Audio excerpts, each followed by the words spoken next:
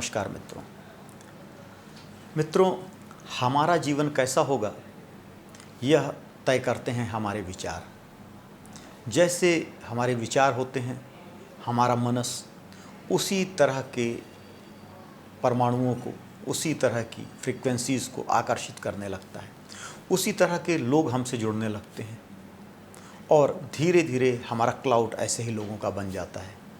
और जब क्लाउड ज़्यादा एक तरह समान विचार के लोगों का बन जाता है तो उसी तरह के समाज का निर्माण होने लगता है। हम देखते हैं दुनिया में दो तरह के लोग दिखाई देते हैं, दो तरह के पंथ दिखाई देते हैं जो अपने आप को धर्म कहते हैं। एक पंथ वो है जो ये कहता है कि केवल मैं ही सही हूँ और जो मुझे मानता है उसे ही जीवन में सुख प्राप्त करने का अधिकारी है।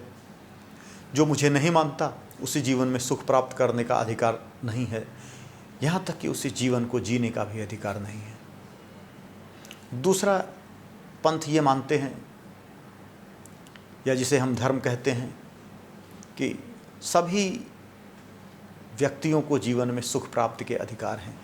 ईश्वर एक है और उस तक पहुँचने के अनंत रास्ते हैं और कोई भी रास्ता सही हो सकता है।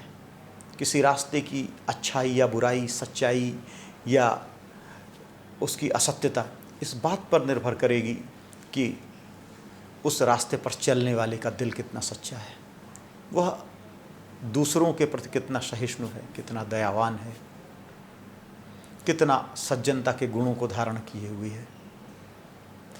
हर व्यक्ति ईश्वर का ही पुत्र है और इसके कारण से हर व्यक्ति समान है। इस तरह के विचार को रखने वाले भी बहुत सारे पंथ हैं। जब हम विश्व पर नज़र डालते हैं, दुनिया पर नज़र डालते हैं, तो बहुत सारे देश हमें ऐसे दिखाई देते हैं वो काफ़ी संपन्न हैं, जहाँ के लोग सुखी हैं। और कुछ ऐसे देश भी दिखाई देते हैं, ऐसे समाज दिखाई देते हैं जो आर्थिक रूप से विपन्न हैं, जहाँ के लोग दुखी हैं, जहाँ हिंसा का बोलबाला है। अगर हम उनके पीछे कारणों में जाएं तो हम देखेंगे कि जो समाज, जो पंथ हिंसा अपने विचार के रूप में रखे हुए है, वह समाज दुखी है, वह पंथ के लोग दुखी हैं। वो जहाँ रहते हैं वह नकारात्मक विचारधारा उन लोगों को दुखी किए हुए है। जो सहृदय हैं, सहिष्णु हैं, दूसरों के दुख में साथ खड़े होते हैं, वो सुखी दिखाई देते हैं। जिन्होंने दूसरे के दुखों को बांटा है, दूसरों को सुख देने की चेष्टा की है, वो आपको समाज में सुखी दिखाई देंगे। बहुत सारे ऐसे लोग हैं जो जंगलों में दुखी रहने वाले लोगों के लिए, अभावग्रस्त लोगों के लिए खाना लेकर जाते हैं, दवाइयाँ लेकर जाते हैं, उनकी शिक्षा की व्यवस्था करने के लिए जाते हैं, अपने सुख सुविधाओं का ध्यान न रखते हुए ऐसे दुखी लोगों के लिए काम करते हैं। ऐसे समाज के लोग सुखी होते हैं, ऐसा समाज भी सुखी होता है। बहुत सारे ऐसे लोग हैं जो पूरी दुनिया को अपने ही तरीके से ढालना चाहते हैं और जो उनके तरीके से नहीं ढल पाता उस पर वो अत्याचार, अनाचार करते रहते हैं, तरह तरह की तरकीबें निकालते हैं कि किस तरह पूरी दुनिया उनके रंग में ढल जाए। ऐसे व्यक्ति दूसरों पर अत्याचार करने के कारण, नकारात्मक सोच रखने के कारण दुखी होते हैं। जिस पंथ का,